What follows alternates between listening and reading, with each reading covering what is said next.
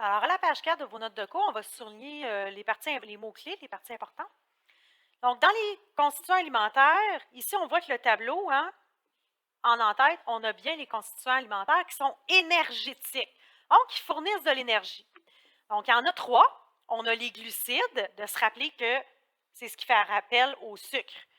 Donc, quand on parle des glucides, il y a 3 sous-catégories. Les sucres simples, comme le glucose, complexes, comme l'amidon.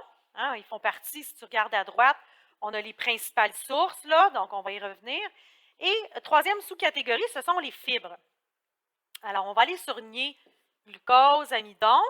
Donc, ceux-là sont ceux qui fournissent de l'énergie. Donc, c'est la première source d'énergie, ce sont des sucres rapides. On les retrouve dans quoi? Bien, le glucose, c'est surtout fruits et légumes, qui est une petite molécule. Donc, tandis que l'amidon est une molécule beaucoup plus grosse, on la retrouve dans quoi? Bien, tout ce qui est produits céréaliers. Et vous avez des exemples, là, pain, pâtes alimentaires, du riz, les pommes de terre aussi. OK? Donc, pour l'amidon. Pour ce qui est des fibres, c'est pour ça qu'il est un petit peu à part. Les fibres, on voit qu'elles n'ont pas tout à fait le même rôle. Elles permettent d'absorber l'eau et aussi de faciliter le passage des matières fécales. Donc, ça prévient la constipation.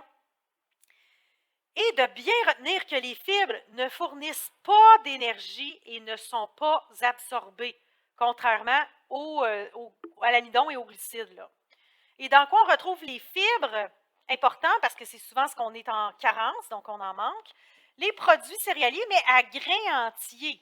Okay? Donc, on parle de pain brun, là, des pâtes alimentaires brunes, okay? Pas les blanches, là, pas les pâlettes. Là. Donc, c'est ceux-là qu'on fait référence.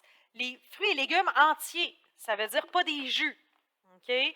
On parle vraiment de le manger entier. Les légumineuses, quand on parle de légumineuses, on parle, ici vous avez haricots, lentilles, pois chiches et les noix. Donc, tout ça est important. Tout le tableau complet est important d'être capable de savoir, un constituant alimentaire, c'est quoi son rôle, puis dans quoi tu les retrouves. Tu sais, si je te dis, une pomme, c'est surtout riche en quoi? Tu vas me répondre en glucose, okay? En glucides, donc particulièrement les glucoses. Alors, il faut que tu sois capable de les catégoriser et de dire c'est riche en quoi. Donc, dans ta vie de tous les jours, ça va être pratique. Les lipides, qui sont les graisses, deuxième source d'énergie. Donc, c'est une énergie de réserve qui protège et isole le corps. On les retrouve où? Dans les huiles, tout ce qui est huile, beurre, tout ce qui est gras, là, tout ce qui est souvent qu'on appelle la junk. Donc, tout ce qui n'est pas bon pour la santé, mais qui est bon au goût. Donc, comme les chips, par exemple. La bonne poutine. Donc, les protéines qui sont formées d'acides aminés, on va y revenir. Troisième source d'énergie, en dernier recours, comme je vous dis, c'est rare qu'on se rend là. Ils servent à quoi? Bien, surtout, c'est surtout ça, construire et réparer les tissus. On les retrouve dans quoi, les protéines?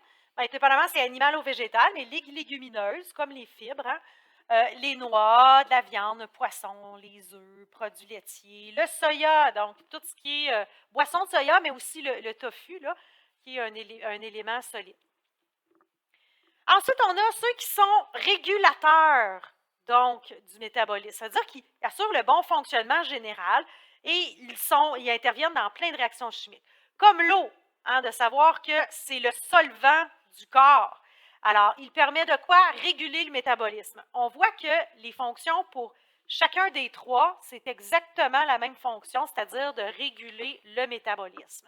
Autant pour les vitamines que les minéraux.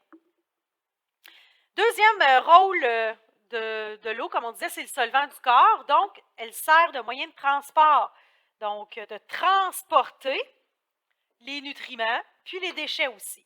Donc, c'est le solvant du corps. Super important de retenir ça.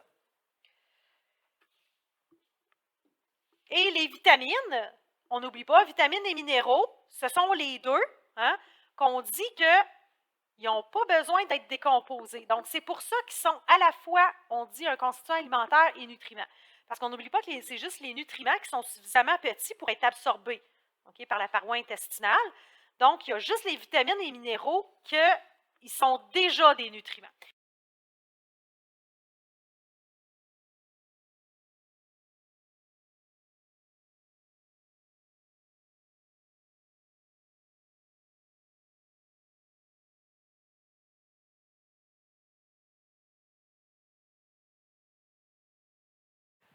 Maintenant, à la page 6, on va revenir aux autres pages par la suite. Donc, on avait parlé au premier cours des besoins énergétiques qui vont varier. Hein, ils vont dépendre de quoi?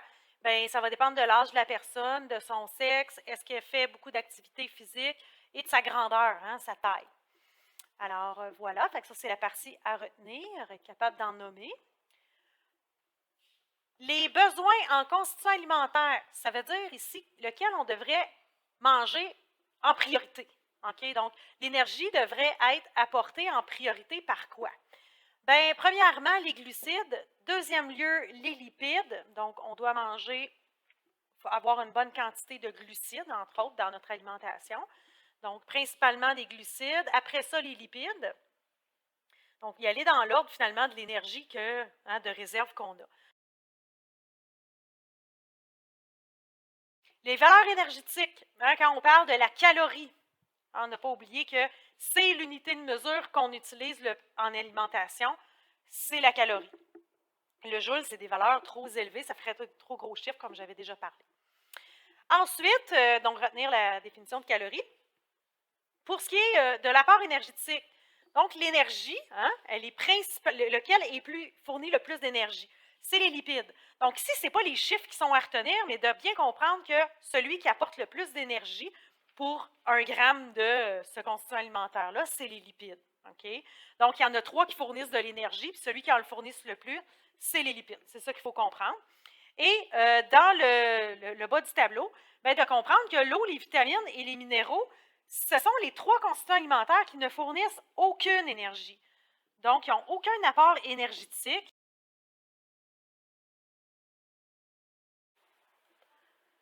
À la page 5 des notes de cours, on a l'équilibre alimentaire. Donc, ici, ce qui est important, finalement, qu'est-ce qu'on devrait prioriser? Puis, en proportion dans une assiette, qu'est-ce qu'on devrait mettre? Okay? Le plus, en grande quantité, si vous voulez, si j'avais une assiette. Bien, ici, on voit que ce qu'on devrait mettre en plus grande quantité dans notre assiette, si par exemple, ma portion, l'assiette représente ici une portion. Ça ne veut pas dire qu'une portion, c'est une assiette complète. C'est si, par exemple, l'assiette représente un cercle de 100% de ce que je veux manger, okay, en quantité, bien, ici, une erreur, vous pouvez corriger. Donc, les fruits et légumes, ce n'est pas 25%, on comprend bien que c'est la moitié. Hein? Donc, la moitié de mon repas que je prends devrait provenir des fruits et légumes. Hein, pour avoir mon apport en glucides, vitamines et minéraux nécessaires, surtout vitamines, évidemment. Ensuite, le reste de mon repas, le quart de mon repas, devrait être destiné aux aliments riches en protéines. Alors, on voit ici, hein, les protéines végétales ou animales, là, les œufs, la viande. Fait, souvent, là, les Nord-Américains, on fait le contraire. Hein, on prend la moitié de notre repas quasiment qui est de la viande, puis des pâtes, puis le reste, un petit quart de fruits et légumes. Mais ça devrait être le contraire. Et le reste du quart de notre repas, donc 25 devrait être destiné aux aliments à grains entiers. Hein? Donc, si tu prends des pâtes, ou à grains entiers, là, on dit brune. Là. Même chose pour le pain, hein, des légumineuses, entre autres, on avait parlé aussi.